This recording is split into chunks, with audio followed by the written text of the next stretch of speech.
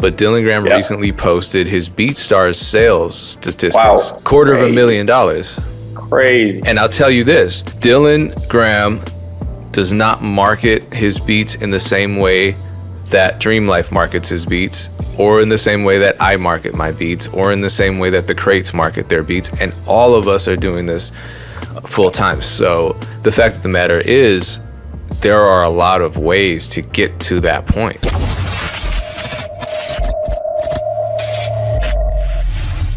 Let's be honest, you're not gonna find these videos anywhere else. Why? Because I make them. So it would really help me out if you subscribe. If you've already subscribed, what also really helps is if you like the video and leave a comment. It's hard in the era of clickbait videos on YouTube and negativity in the producer community, and I appreciate your support. Thank you so much. Like, I probably made more music last year than I've ever made in my life. So I would say that's the main thing. From a creative perspective, it was an incredible year. There was some good placements that came out of it. And yeah, I mean, like everyone else, it was a massive test. But, you know, hopefully this year will be better in that perspective. What are some of the placements that stood out for you? Because I mean, these aren't minor placements. I think you're being modest right now. Yeah, no. So my favorite placements, I mean, the Nas joint with the Vintage Vandals and Static Selector was a massive one. Nas and Joey Badass, just because I don't think those guys have been on a record together before. And like you said, I think it's you, and I'm quoting you here, the legend of New York collaborating with the kind of upcoming new legend of New York, and it was a beautiful record. So that was a great placement. And definitely a feather in the cap. After that, I really liked a Young Jeezy record, and you know, back in the day, and still a massive Jeezy fan. So that was a big one for me, and I really like how the record came out. So Ghetto is the record featuring E40. I did the melodic elements of that beat, and I like the way the record came out in the end. So I would say they're the main three records that I really enjoyed being a part of last year. So Nas and Joey Badass, Russ, and then Jeezy and E40, top three. Yeah. And in terms of songs, those those are good moments, man. Those are, I mean, I'm not going to downplay a Jeezy play like that. And the other thing that I enjoyed about it is that, you know, I'm getting placements with other people that I really like working with as well. You know, it's really nice to work with people over the course of like 2, 3, 4 months. You know, you're just in the lab cooking up, and then finally, you know, 1 or 2, 3 or 4 of these joints that you've worked so hard on end up as records or major placements. It's kind of nice to be able to share that with people that you work with on a regular basis. Yeah, I want to talk about all of that. Just me being emotional. I would not be where I am right now if I hadn't met you. Appreciate it, man. I could say the same. I could definitely say the same, for sure. But I'm not going to get in too deeply. But just at a surface level, maybe I'll talk to you about this at some other time. But on a surface level, going to the first A3C BeatStars Summit, and just being in that space, you know, because I was not a believer. Abe and Mike were trying to make me a believer. They were trying to explain. At that point, you weren't a believer? No, I thought you pulled it off well. It looked like you were believing at that point. I got to be honest. No, that's when I became one. So you saw it happen, and it was because of you and everybody else in the room. But it just being around people that were doing it, producers that were doing it, and that were so ridiculously talented, it just changed my entire perspective. So I really appreciate that. But it's not just that you did that for me. I want to talk about another situation. So way back, I don't know how many years ago, you emailed me and you asked me if I knew any guitar players, and I said, yeah, my friend Memory plays guitar on a lot of my beats, and he had been for years. Right. And I forgot, it was because you needed a guitarist on some samples that you were making back then? I was just basically starting to really get into cooking up samples at that point. And I had a few guitars that I worked with, but it was more of an in-person thing where I was traveling to a certain city and I knew the guitarist there. And I just wanted to work with a few more people remotely because I'm based in Panama, so I'm not based in the States. So flying up and going to all these different cities is just not possible sometimes. So I hit you up, and I think there was a couple of beats that I heard from you where you clearly had a guitarist playing on them. Yeah. And I heard them, and I thought, I'm pretty sure, you know, Payne's got the plug. So yeah, that's when I hit you up about Memory. Yeah, so I just gave you his contact information, and then next thing I know, I talked to Memory. He's all overwhelmed because you asked him. I think you paid him to do like 50 samples or something. But anyway, the point is, it was a crazy first batch. It was a lot of samples in the first batch. Yeah. But I had been trying to get him to focus, because that's my close friend. Like, I really care about that guy. I've been trying to get him to focus on music and believe in his ability to turn music into a career for years. And all of a sudden, he's making music for a living as of last year. What did you hypnotize him? And I hope he's watching this, because I want to bring him on and to talk about this change, because it happened quickly. And I think there's something. It hit me that, I was sitting around trying to, damn near begging him to, focus and see his true talent and see his true potential. But at the same time, I went down to A3C thinking I can't sell beats online. And then you were a big reason for that. And then all of a sudden I introduced Memory to you, and suddenly he's making a living off of music, and he has a Cadillac and all this other stuff. So what is it about your work ethic that's inspiring people? Is it some kind of like Panamanian magic? What is it? I don't really know, man. To be honest, with Memory, I think I don't want to say luck, because it's so easy just to say luck, but Memory's sample packs just sell really well. Like, whatever he plays on, he has a sound that other beat makers really identify with. It might be, I can't put my finger on it exactly, but it's sort of a mixture of how he layers his guitars, the types of chords he uses, the melody lines he uses, sort of blessed in terms of the melodies that he comes up with. So that's got a lot to do with it. And what I've always done with Dreamlife beats, the brand Dreamlife, is I make kind of a specific beat. I don't make a beat that appeals to everyone. It's kind of underground, it's soulful, it's kind of boom bap. And so I've had to work very hard at figuring out how to get my beats in front of people that like that specific sound. I can't just put a beat out there that's universally accepted.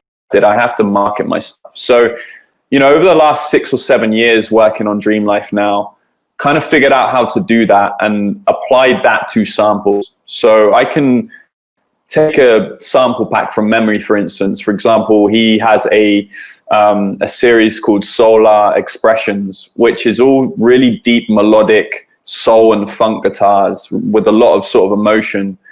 And it's a very similar dynamic to the type of beats I make, which is why I identify with that sound so well.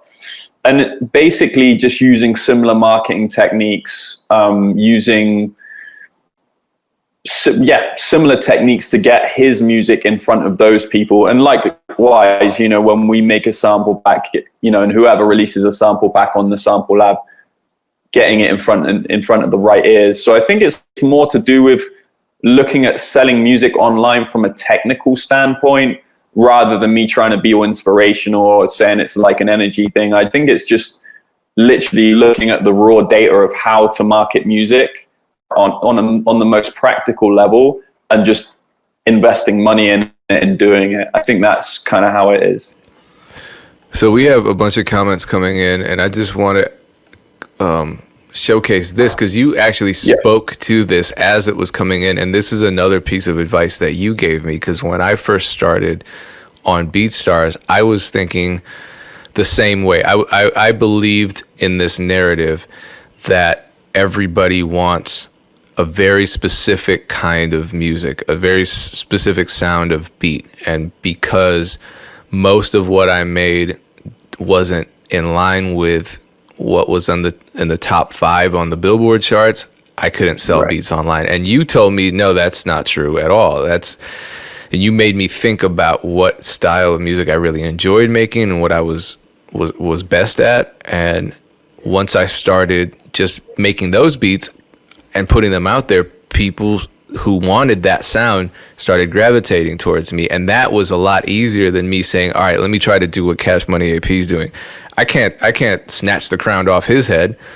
That I can't snatch the crown off any producer's head if they're already established. They have their lane, and so why would I want to compete? And you opened my eyes to that. So how do you feel even today? Because you hear this idea all the time.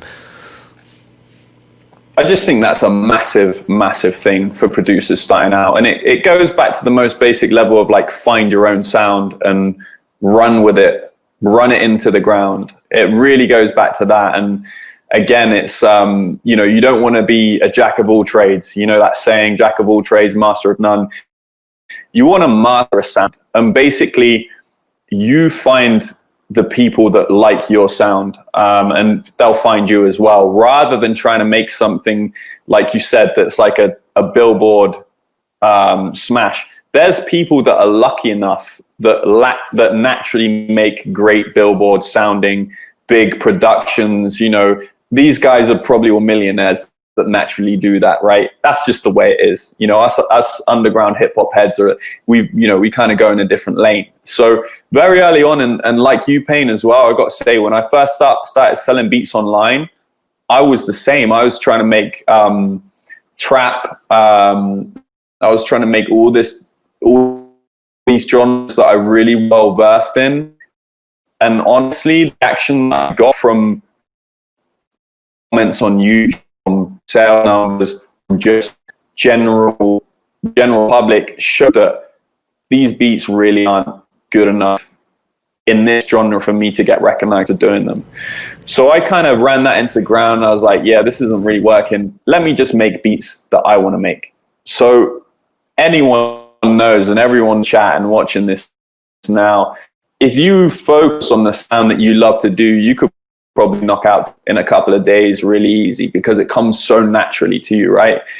And honestly, I think the general public can feel that and hear that in the music. The same for sample makers. People that buy sample can hear if that's your natural genre or not. So that's kind of the thing. And the thing to think about is, do you really want to spend your life making a genre of music that isn't you just to be successful? Because that's going to get boring really quickly.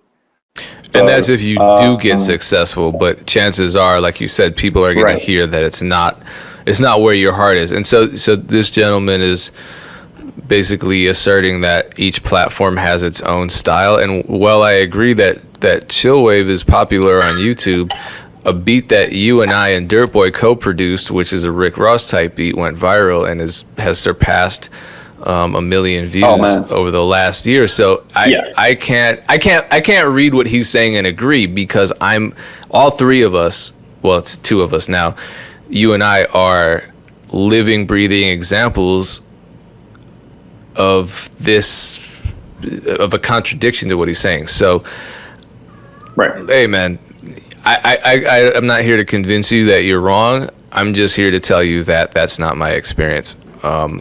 So anyway, let's move on to just talking about collaborating, because the beat that went viral was a collaboration between me and you and another producer. The stuff with Memory, that's a collaboration. Vintage Vandals, that's a collaboration. You and I have never butted heads about splits. I don't believe you have with anybody that I know. It's always been even splits. Absolutely not. Yeah.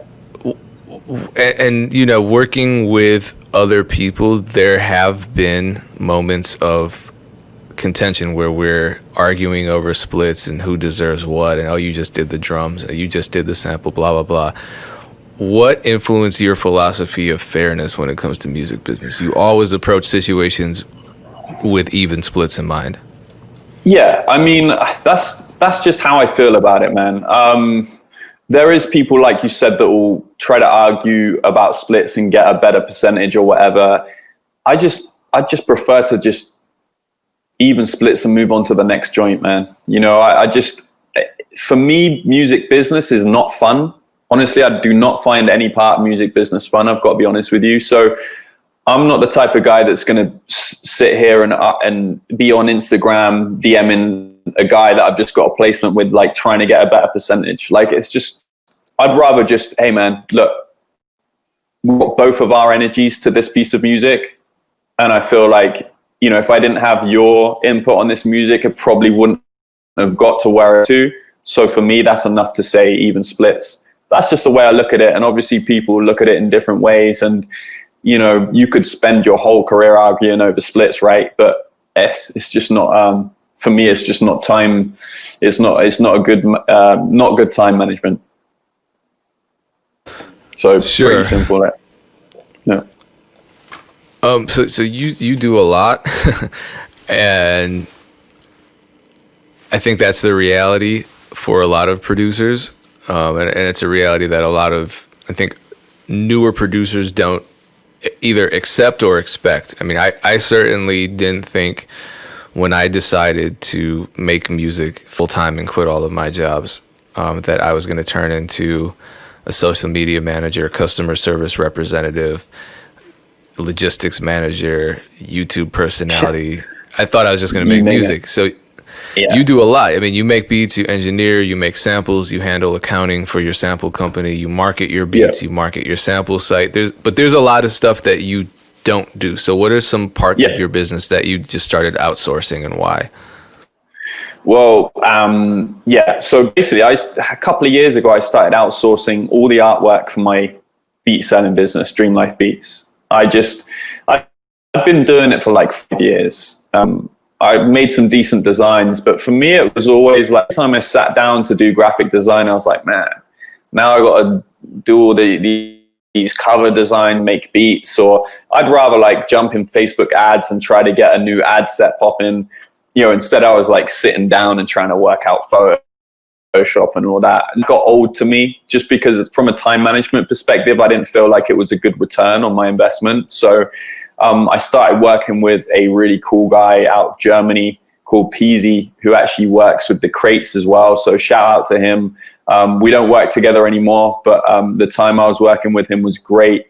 And yeah, I basically outsourced all my beat selling graphics to him. So he would design ads for me that I'd upload to Facebook ads on IG.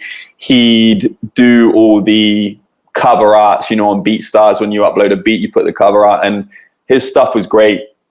Got really good feedback on it. And yeah, it went fantastic. From there, we've moved on slightly and started working with my brother. And he got out of his 9 to 5 to start doing that for me. So I got him on board with my businesses. He does the graphic design for the sample lab as well. He does some cover art design, which we'll probably talk about a bit later on. And basically kind of does all the admin stuff. All the stuff I really don't want to do, I'm like, I'll chat to my brother and be like, please, can you help me with this, bro? And he's more than happy to get on board, pay him a salary, and it's a beautiful thing. So it really is. So chasing placements, it can be a rough pursuit, and sometimes it can be also really rewarding, and sometimes it can be frustrating. You've been getting some good placements as a sample maker lately. I mean, separate from all the collaborative stuff. And on Monday, when the breakdown of the Nas record we did aired, we couldn't answer live questions, but Bufo, who's here now, asked a question, which is... we're here live today, yeah. We're here live now. I don't think anyone knew we were pre-recorded last time, so people were probably asking questions and getting really frustrated. I think Bufo did. I think Bufo worked it out. He asked you to scratch your head if it's live, and you didn't scratch your head, so he okay. was on to live. Yeah, I mean, I was watching it happen, and I felt so helpless. But he asked the question: would you prefer, as a sample maker getting a placement, do you prefer to be treated as a collaborator and co-producer, or as an artist that's being sampled and then you go the sample clearance route? I don't release my sample packs at the moment as songs that people would be able to stream online. People wouldn't be able to buy my sample packs on iTunes to listen to on their iPhone. So a lot of the time when people are sampling my stuff, it's from a sample pack. So I feel like it's an entirely different dynamic than me sampling James Brown on a song that I found in the store that's been, 30 years, 40 years, right? More. So I feel like we should be treated as collaborators. That's my point of view on it. I work with really good producers that I love working with, that I would continue working with, that see it differently. And I'm happy to work with them and sort of see it from their perspective as well. But personally, if I was going to use someone's sample and I made the beat, and I got a placement with J. Cole, they'd be on the track as a collaborator. That's just how I see it. So that's kind of how I think. And I'd prefer to be treated that way, to be honest. Like I said, I work with both people that like to do that, people that prefer not to. And you just like that because of your concept of what a sample pack, a modern day sample pack is, or because it's just a smoother process? Because with the sample clearance, I feel like with sample clearance, you're in a better position in terms of negotiating because they have to clear it with you. True. Whereas if you're a collaborator, it's just kind of less formal and the label doesn't really have much pressure to appease you. I think, and so I actually had this on the Jeezy record. A really dope producer sampled from one of my sample packs that he bought from the sample lab. And he was good enough to hit me up, before they did the whole sample clearance thing. And he was like, hey man, do you want to be on this record as a collaborator, or do you want me to go through the label to clear it? He asked me, and I kind of broke it down to him, what it would mean for him as the producer. And he preferred to go the sample clearance route. Obviously, there's a lot of specifics, right? The sample clearance fee, for example, isn't going to come out of the producer's pocket. But then if we went the collab route, then we'd split the advance, which would come out of his pocket. So there's a few financial things to talk about. And then the other thing is, if you collaborate with someone on a frequent basis, it's probably better to do it as a collaboration, I think, from a relationship standpoint. But if this person has just bought one of his sample packs and he buys loads of sample packs and he just happened to land one with your joint, he's like, all right, let's just clear the sample. No matter how you look at it, if you get in that position as a producer, it's a good position to be in. So it's not like you're really going to be fighting, to split ends at the end of the deal. As long as it's fair for everyone involved, you kind of go, all right, let's get the lawyers to get in contact with each other and let's close this up. Yeah, understood. Because with the Russ placement that we all got, that was a sample clearance scenario, whereas the Nas record, that was not a sample clearance situation.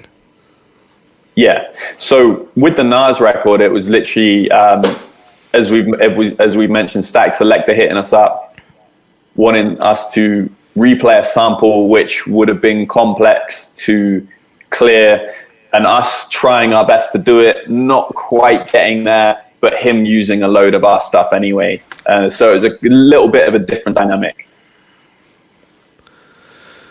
Here's a good comment. Shut the fuck up and use instruments then. I don't know if that's directed towards us, but that's a good point that he makes.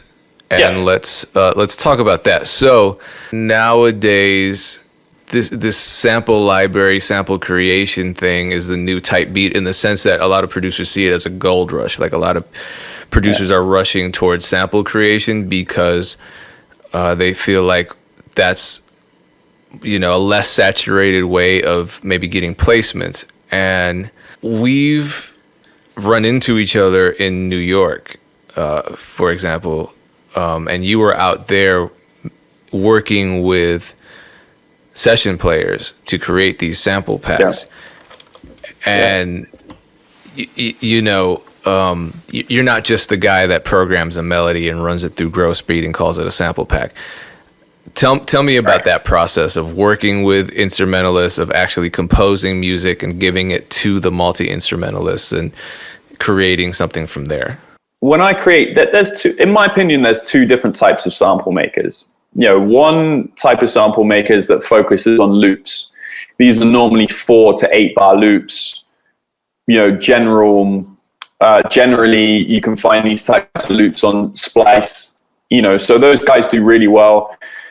There's another type of sample maker that focuses on samples that actually sound like full songs. So, you know, if any of you guys have bought a sample pack from the Sample Lab, like some of our samples are like 3 minutes long with like different parts and different instruments. And when we sit down and make these samples, we're trying to make it sound like this is a record, you know, so it's not just 10 8 loops, it's 10 samples that are between 1 minute and 3 minutes long. So it's two different types of loop makers. And I think when you are trying to make samples that are from the perspective of trying to make a song, I think musicianship is really important. I don't think you could loop an 8 bar loop in 2 minutes length and make it interesting enough for it to be called a song.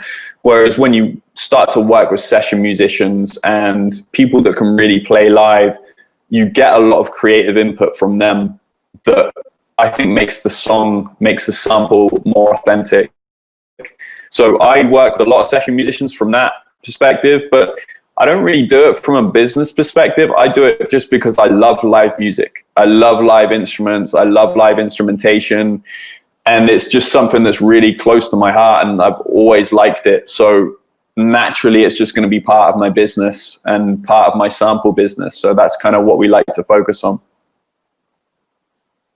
So one of the producers that you collaborate with a whole lot, well, let's talk about two of them, actually. One of them is Elite over at Dreamville, and another one is Static Selected over at Static Selected. So how did those relationships start? How did you start working with them so regularly? Yeah, so Static Selected was kind of a lucky one. I just hit his inbox with a bunch of samples I made, and I think he hit me back, and he was kind of like, "Oh, these are cool. Keep sending them." But I remember him saying he wasn't really that into them. I think I just sent him the wrong batch first, and I sent him a completely different flavor, and he hit me back, and I think he flipped every single one that I sent him. So that was just literally. I hate saying this because I don't like to. I'm not an advocate for cold emailing, but I've done it before. It works sometimes, right? You just got to be respectful to whoever you're emailing. So kind of spammed him, and he liked the samples, and basically built up a relationship from there. I've been to visit his studio a bunch of times. I've worked with him in person. You know, we've gone out and had a drink in New York, in Brooklyn, and you know, he's just a real cool guy to know in the music industry, and a good guy to work with. So yeah, that's how it is with Static. With Elite, I actually met him through a friend of mine, someone that was on BeatStars, that I helped out, that introduced me to J. Cole's engineer, and J. Cole's engineer introduced me to a bunch of people that produce for Dreamville. So that was kind of a cool one, because I think he just hit me up and was like, you know, I need some advice on my beat store, and I must have been in a really good mood that day, and I broke it down for him, and it kind of led to a lot of other situations, like working with Ari Lennox. And actually, I was in the studio with Ari Lennox and the guy I helped out on BeatStars too, which was a major blessing and was really cool. So yeah, that's how I met Elite, and he's just another real cool guy, you know, like Static, very, very down to earth and very easy just to bounce ideas back and forth with. So I'm definitely looking forward to work with both of them a lot more this year. Cool, man. Let's talk a little bit about BeatStar marketing then, since you brought that up. You market your beats a lot, and I feel like I think we all are, whether we admit it or not. But I feel like you're still in a stage of testing and seeing what works. Because what works last month might not work this month. So how did you learn, first of all, to use these ad platforms? And what are some of the mistakes you made when you first started advertising your beats with either Facebook or AdWords, so that anyone watching this can maybe avoid some of those missteps and save themselves some money and time? I mean, I think the first thing is, like, like you just said, there's a great deal of experimentation that needs to take place for you to figure out how to consistently sell beats. And especially to the point where you make a living off beats, you're going to need to mess around with, in my opinion, every single marketing source that you can think of. So I actually started out on SoundClick. I'm not active on there now, but I want to say 6 or 7 years ago, I just started on SoundClick and did a little bit of promo. I had a bunch of beats up and it worked. And the more I saw it working, the more I was like, oh man, like, yeah, I've got to spend money marketing my music. So my marketing sources have changed over the years. As I said, it's started on SoundClick, then on YouTube. Now I'm more active on Instagram, on Facebook. But I think all of these platforms depend on what you prefer. As someone, I prefer Instagram over everything else. Just that's my personal taste. And so you want to start marketing on the social media sites that you like. So, and I think they're all as good as the research you want to put into them, and all as good as the money you want to spend on them. And I think the major thing to keep in mind is, like, free marketing is limited. Like, there's only so much you can do with free marketing. If you're intelligent and know how to work it, you can definitely keep doing it. But I think there's definitely a ceiling on it. And actually, a really good example of this, I was thinking of this morning, was I get tagged by artists on Instagram all the time that use my beats, and I really appreciate it. But an artist tags me, artists tag me often on IG. They upload the same thing a couple of hours apart 3 times. So my whole thing is, like, instead of this guy uploading the same thing 3 times and tagging me in it, he could upload it once and promote and put $10 behind it to promote it. And he'd get a bunch of interaction on that one post he did. And from kind of reach on Instagram, for example, just you put bucks down, you're going to reach literally thousands more people than uploading for free. And that's it. So that's kind of... This is my sign when you're cutting out. Ah, damn. I don't know what this is. Yeah, this is Star Trek, right? That's Pharrell. Okay, so every time you see Pharrell, that means... it sounds like you were encouraging everybody to rather than serial. And I see artists doing this all the time. I don't see producers doing it so much, but I see a lot of recording artists who are promoting a song. They will just post the same thing over and over again, and slowly, like, they might post it on Monday and it'll get 100 likes, and then they'll post it Monday night, it'll get 60 likes. They'll post it Tuesday, it'll get 40, and by Friday it's getting 3, because people just are sick of it. And that actually isn't a good thing to do, because Instagram starts limiting your reach, because they're seeing how punishing you. Yeah, it will start punishing you. So like I said, you're better off just to post it once and do a promo boost, where literally where you can press the blue promote button. That works, at least for engagement. It probably doesn't work too well for sales. It can, but it will definitely get your video in front of more people. And $5 goes a long way, especially if you're an independent artist and you want more of your followers. I know it's crazy, we've got to pay to get our music in front of people that already follow us, but that is how it is. So yeah, that's kind of my point. Just the point of me saying that whole thing that was kind of drawn out, my bad, was the difference that just spending a little bit of money on your own music makes. It makes a world of difference. Yeah, so that I'm glad you said that, because some producers will use the boost option or the promote option and not get any sales and say, okay, this is all bullshit. But like you said, that probably won't lead to sales. So when do you think a producer should start considering running ads on their beats? And what kind of ads do you think they might find some success using? Yeah, so I think a producer can start running ads as you know, as long as you got a decent catalog. I'm talking at least 30 beats. You know, you got a reason for people to go to your page. I think you can start using paid promotion. The thing about paid promotion is it's not a magic bullet. And I think something that I thought when I first started out was, oh man, I'm going to just spend all this money on Facebook and get loads of sales back. And it just didn't work out that way. I had to spend money on it. I had to build an audience, build lists, figure out what type of ads work and what ads don't work. And then it changes every month. You know, things are really weird with the algorithm sometimes.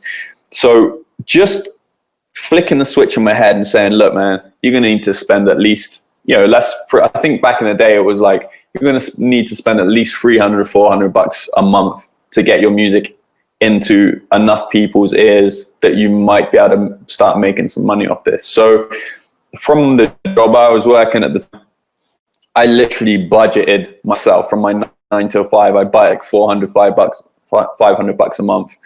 And whether I made it back or not, it was kind of like it was the compromise that I made to try and do this. So I did that for like 6 months and it started to work after a while, but I definitely had to spend a lot of money up front to get it to work. I'm not saying that is going to be the case for all you guys, because man, you might even hit the nail on the head first time. Who knows? It might take you longer. But yeah, I would be using paid advertising. If you have a product to sell, like Facebook is pretty much now solely designed to sell your product. It's an advertising platform now. So that sucks from a social media perspective, because I used to like Facebook. But from a business perspective, it's pretty cool. And there's definitely sales to be made on there. Let's talk about other platforms then. Let's talk specifically about YouTube. We both have a love-hate relationship with YouTube. Yeah. And it's funny too, you know, because we're talking about paid advertisement, and there are producers that have never spent a cent on ads, and they're making more money than the two of us combined off of beat sales, because somehow the gods of YouTube have smiled upon them. And I envy the producers who upload three beats a week and get 100,000 views on each one. How are you dealing with YouTube right now? It's changed so much. What is your current strategy, or do you have one? Is it still kind of crazy? It's definitely kind of crazy, man. I'm still kind of trying to work YouTube out because it changes so often. I can tell you that I went through a stage of being that guy where whatever I uploaded in a certain keyword was ranked number one, and that was actually beats with hooks. And so I had all these beats with amazing hooks from Brianna Marin, and I'd literally just peg right to the top of the keywords. I didn't need to do any promotion on them. They've all got over 1 million views, all the videos that I uploaded in that short space of time where YouTube just liked my stuff. And the sales followed as well, because if you're ranked for one of those keywords, it's gonna work out for you. Like we've seen Rick Ross track that you got ranked for. So you can upload beats, and we could make a whole video about YouTube, but in a nutshell, you want to try to hit the same keywords over and over again. So for me, I like beats with hooks. I like Rick Ross type beats. I like Nas type beats. I like Joey Badass type beats. So that's what I try to focus on. All the uploads that I make, try to hit at least a few of those keywords every time. And I find doing that, people that are into the music that is related to those keywords subscribe to my channel, and then are more likely to visit my channel. And on the other hand, if I started uploading like a Cardi B type beat every so often, it might put off a few of the people that are really into that sound. Not that it's a bad idea to experiment. You should always experiment, but I've just been very laser focused in the sound of my YouTube channel. And I think that helps with ranking. And I think you could probably say the same thing. I think you are normally aiming for like soulful type beats, Rick Ross type beats, and you've seen results doing that. So I still do that to this day, but man, my YouTube channel is it's dying a slow death. I got to be honest with you, it's not getting ranked for stuff like it used to. I've got to work way harder to get stuff ranked just because YouTube likes freshness. So I guess it finds these new guys that are making incredible music that people are engaging with and wants to rank them. You know, kind of like Dreamlife Beats has had his time in the sun as a YouTube channel. Let me bring someone else up new. So what I've started doing is literally targeting specific videos to run my beat ads on, and I get a lot of sales doing that. So I'm doing paid advertising on YouTube, and it works. So it's just about kind of dealing with the fact that, all right, I'm not going to be able to get a free ride off YouTube anymore, but YouTube has a system where I can rank on people. I can be shown before these highly ranked videos if I pay a certain price for it. Yeah, I don't know why this guy who never mind. There's one guy in the chat that just keeps posting information that is discouraging and wrong. But it's good to see people challenging that, because there's a lot of bad information on the internet and anyone can make an assertion. I can tweet right now, YouTube is dead for selling beats. Obviously, if that's my experience, I might actually feel that way. However, Oh Boy is a clear example of YouTube not being dead for producers, and he's someone that was on here. So I would encourage everyone to be careful about what they say and to be careful about what they believe, based on what an individual on the internet says in a comment section, on social media, in a chat, so forth. So critical thinking is absolutely key, because if you listen to the wrong people, you may end up regretting that decision later. For example, when I was first starting, there were a lot of people talking about how evil the music industry was, and how you had to do all these horrible things just to get success in the music business. And if I had listened to them, I never would be living the life I'm living now. So when you hear people say stuff like this is dead, this is impossible, just question and challenge and experience these things for yourself. If you really want to make music, like for example, I'll just post it. BeatStars is more American market, I think. Not true. Like I said, Oh Boy is a top seller. He's not from America. He is German. The Crates, German. You're in Panama. Cash Money AP was in on an island. So yeah, it's false. But if you see a comment like that, it might influence you to make a decision that you may later regret. If you're maybe from Europe or Asia or Africa, Ramoon and Ransom are both African producers, and they're doing really well on the platform. So just comments that discourage you are comments worth challenging. I'll say that. But anyway, let's backtrack, because I think this is an interesting conversation. How long? And we've talked about this before, but how long did it take you to actually build a steady, maybe not a comfortable, but at least a steady income from putting beats online? Yeah. So in the beginning, it definitely wasn't comfortable. I was literally trying to make, I think my target was like make $30 a day, and then maybe I can figure out a way to just live really cheaply until I can work this out. And I think that's how I did it. So I would say it took a couple of years, man, of posting beats. Definitely took a couple of years. And in the first year, like I wasn't making any sales at all, because my beats weren't that good. I wasn't used to making beats to put out to the public. So my stuff was like really weird. I kind of had to like tone it down a bit and make it a bit more useful for artists to rap to and sing to. So I went through that transition, and after that, as I said, SoundClick was really helpful to me starting out, and that kind of helped me piggyback off everything else, and type beats as well. I was doing Wiz Khalifa type beats, Currency type beats, and I just started to rank for a couple of things and started making sales. And like I said, it definitely took a couple of years. Yeah, it's.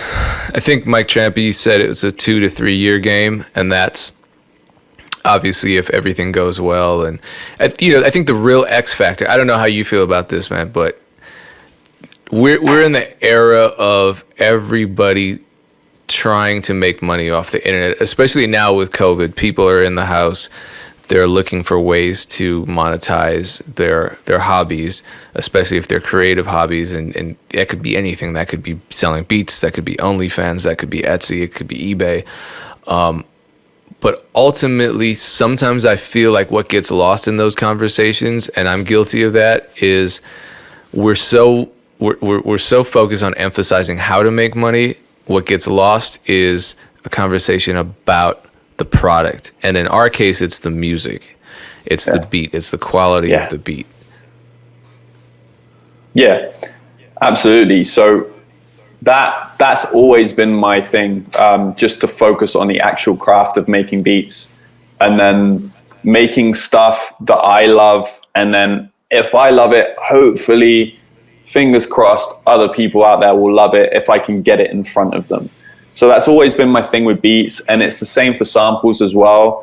And I actually wanted to say this earlier when you said a lot of people see sample making as a shortcut to placements. And I think if you do see things that way, I think you're going to run into a brick wall pretty quick. For me, the most important thing when making samples or beats is collaborating with other artists and other producers that you really like, other musicians, and just making great art. And then hopefully great art will sell if you have the marketing right.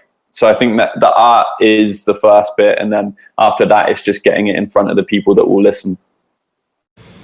And I think it also goes back to time too, because I think when we all start making beats, we think we are ski beats. We think we're Timbaland. We think we're Pharrell. Yeah. And that's the magic of creation.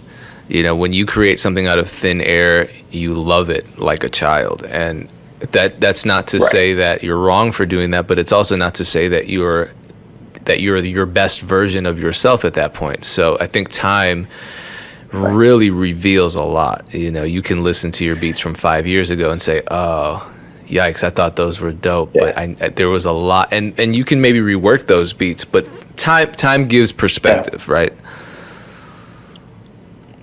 So I want to talk about, so now people are talking about building a catalog. Sorry, go ahead. What is this? No, I was just going to piggyback. Oh, is it bad? I was going to piggyback. Oh, no, you're good now. You're good now. Oh, yeah. I could have sworn my beats were really good, like a couple of times in my career, and they really weren't when I listened back to them.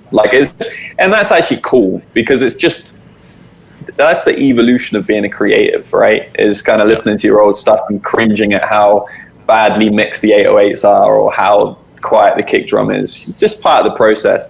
As long as at the moment you're making it, you love what you're doing, and then you can move on and keep creating stuff you love, then I think you're going direct. So over the last year, you've uploaded almost 200 beats to your BeatStars store. And that's all in addition to getting placements, making, marketing, and releasing sample packs every month, releasing an album, and more. How did you get to the point of structuring your life around making music such that you're able to be that productive? Honestly, man, and this is such a corny answer. I'm not trying to be like inspirational, motivational, or anything like that. It's literally waking up as early as you can in the morning and working on music for 6 or 7 hours every day. I wake up and make beats and make samples, and I'm not even trying to like make them good. I'm like, okay, this is like what I'm going to do for the first 6 hours of my day. And sometimes I'll make good stuff. Sometimes I'll make stuff that isn't good enough to do anything with, but it's kind of just what I do as a routine every day. I try to wake up at 5:30. Sometimes it doesn't happen. I'll wake up later, but the important thing is first 6 hours of my day, I'm just making music. And then once I've got that 6 hours out of the way, sometimes I love it. And sometimes I'm like, man, I don't know how I'm going to get through this 6 hours. It depends on the mood, right? But once I've done it, then I start looking at marketing. I'll start looking at, hiring people to do sample covers or looking for other session musicians. But the most important part of my day every day is that first 6 hours of creativity. And it's kind of crazy because the first 5-6 years of my career, I was the guy that would be up at 4 a.m. making beats, like just from the night before, sleeping late. And I used to think that was the wave. And a lot of people still say that's the wave and I'll try it again one day. But for me right now, my most productive time of the day is waking up super early, getting all my music done, trying as best as I can with it, and chilling out, and then getting into, what I would call marketing. So I would put it down to just a early morning schedule, as simple and as corny as that sounds. That's interesting because we're just so different. Like I always do my marketing first for the creative stuff, and then I think, hopefully the people that are, and shout outs, we have a full chat and a lot of viewers. This is probably the highest viewed session maybe so far, so that's cool. And we all get to see Dreamlife on a tropical vacation and get jealous because I'm looking out my window and it looks like it's starting to snow, but it could just be a fat squirrel just shaking a tree. Anyway, so I hope that people who tune into these sessions just see how diverse everybody's stories are. There are some commonalities, but and I'm going to have him on. I'm going to have Dylan Graham on. But Dylan Graham recently posted his BeatStars sales statistics from 2020. $250,000. Crazy. And I'll tell you this. Dylan Graham does not market his beats in the same way that Dreamlife markets his beats, or in the same way that I market my beats, or in the same way that the Crates market their beats. And all of us are doing this full time. So I'm not making $250,000, but and we're going to talk to him about what strategies he's used. Right. So that's a session you don't want to miss. But the fact of the matter is, there are a lot of ways to get to that point, and it's really just about figuring out what works for you. The Crates are like the biggest producers in Western Europe. So artistically speaking, they've done it. Like they've done it. Yeah. Like we don't see them in the American market, obviously, right now. Maybe we will, but in Germany, they're like the biggest producers in Germany right now. So that's. Yeah, and I mean, I listen to beats from all the people that I mentioned. You, Dylan Graham, Oh Boy, Dilly, all the top selling producers, and I just think, why do I even try? Why I should just delete my DAW right now. I get the same feeling, man. I feel the same when I listen to all the people you're mentioning too. I feel the same, and I think that's a really important thing to feel as a creative. It's I call it it's just motion. When you hear a really good sample maker or producer that is a couple of levels above you, kind of forces you to sit down and go, how can I get my sound up to that level? And I think as a creative, if you don't see other people that kind of scare you into working and trying to level up, then you might struggle to reach the next level. I mean, I could literally name 100 producers right now that I listen to, and I'm like, oh man, like they saw. I'm trying to work what they're doing. So I think that really keeps you on your toes. So, okay, we just hit the hour mark. I want to respect everyone's time, especially since you're on vacation right now. But last question, you just dropped an instrumental album. I know BeatStars was a part of that. How did that go? How do people find it?